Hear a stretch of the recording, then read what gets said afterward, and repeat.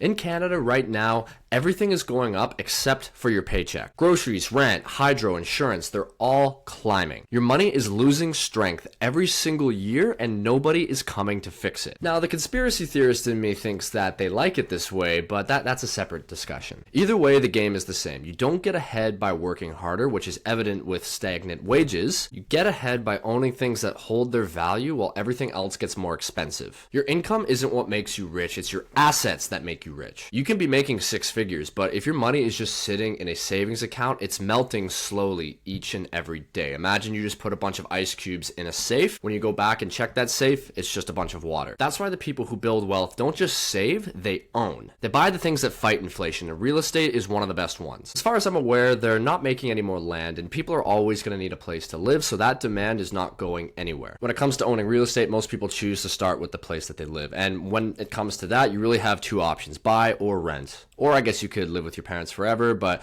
once you start getting into your late 20s, early 30s, it starts to lose its charm a little bit. So which is better, buying or renting? Well, to be honest, they both kind of suck right now. Renting sucks because it's expensive, it's unpredictable, and your landlord's mood swings basically control your life. And buying sucks because the homes are extremely expensive and the rates make you want to cry a little bit. This is so much money.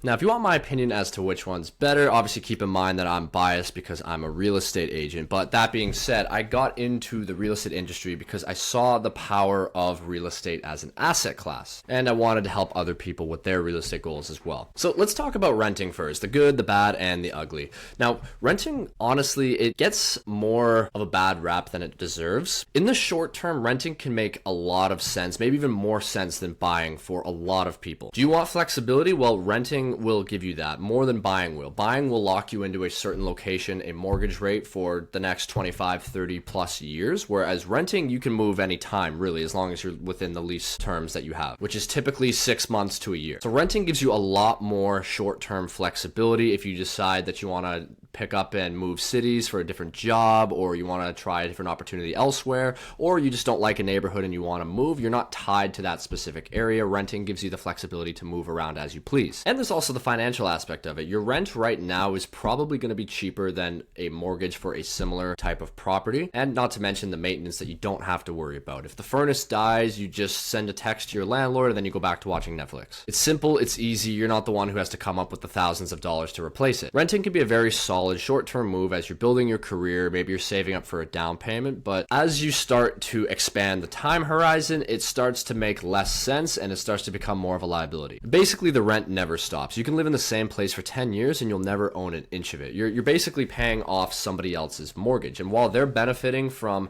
the appreciation of the real estate market and building equity, you're being penalized by it because every year as home prices go up, so does rent. Another one of the downsides of renting is that you have no control. Your landlord can decide at any point, really, provided they give you the 60 days notice, that they want to move back into the property or that they want to sell it. Or let's say in the scenario where the furnace breaks down, let's say it takes the landlord 3 weeks to get back to you and it's the middle of winter and you're freezing. So renting is cheaper and easier up front, and it can be a very solid short-term move. Long-term, it doesn't really give you any control over your financial future and you're just losing money every month. The longer you rent, the more it starts to become a cage that is harder and harder to break out of. So use your renting in the short term as a springboard to bounce you into home ownership eventually. Maybe you need to save up your down payment, maybe you need to fix your credit. Renting is a great period for doing all of that so that you can build yourself a better financial future tomorrow. All right, now let's go into buying. Now, it's expensive, it's stressful, but somehow still the smarter choice. Buying can be a little terrifying, especially in these uncertain times, but it's the move that pays you back for your effort. Maybe not now, but eventually. So if you want to know when buying makes more sense for you, it really depends on your life situation, depends on your financial situation first and foremost. It is a financial decision to buy a home, but it also depends on where you are at in your life. Do you have a solid career? Are you fully happy to stay in the city that you're going to be buying in for the next 5, 10, 15 plus years? Are you ready to start a family and you need that stability? Buying gives you all of that. Plus, it gives you the freedom to fully customize the house to the way that you like. If you want to paint the kitchen cabinets black, you don't need to ask anybody for permission. You can do whatever you want. You could even take a basic baseball bat and just completely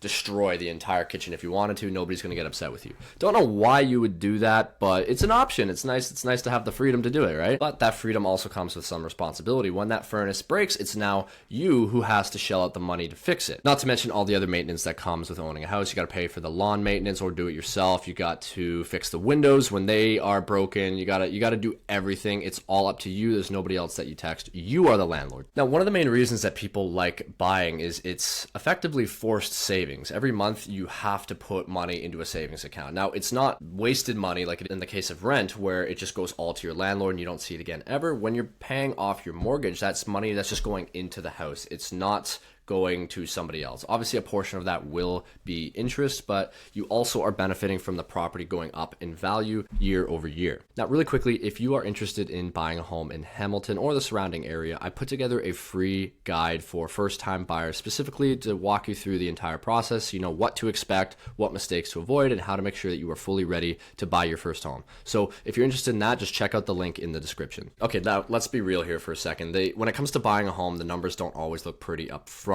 You got to save up tens of thousands of dollars for the down payment. Home prices, even though they've come down quite a bit in the last couple of years, they're still really high for the average income earner. And with what's going on down south with Trump, it seems really uncertain right now, and everybody's kind of frozen. Nobody really wants to do anything. They just want to wait and see what happens. The good thing about buying is that you lock in your rate that you're paying for the next, usually it's a 5-year term, so you're locking in your rate for the next 5 years. You know exactly what your payments are going to be, and it makes it a lot easier to plan your life around that. A good way to think about it is that renting feels lighter now but gets heavier with time. Buying feels heavier now but gets lighter with time. And that's why people still buy homes, even when it's hard, even when it's expensive. Really, at the end of the day, it's not about the bragging rights that come with owning a home, although that can be nice. It's about the freedom that you get from it. So yeah, both options aren't great right now, but buying is the lesser of two evils. Now, if you're thinking about buying in Hamilton in the near future and you have a few questions about the process, what to expect, how to get things started, then feel free to book a free call with me. There's a link down in the description. You can do so, or you can just send me a text, email, whatever is more comfortable for you. All right, thank you so much for watching. Don't forget to check out this video here for some more Hamilton real estate tips and click that button over there to subscribe to the channel for more videos like these. All right, thank you so much. I'll see you next time.